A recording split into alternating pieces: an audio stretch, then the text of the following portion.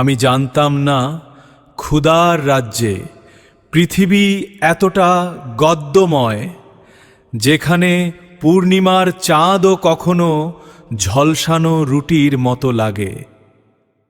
আমরা লটারি বিক্রেতারা প্রতিদিন মানুষের হাতে স্বপ্ন তুলে দিই, কিন্তু অনেক সময় নিজের ঘরেই আলো আলো জ্বলে না।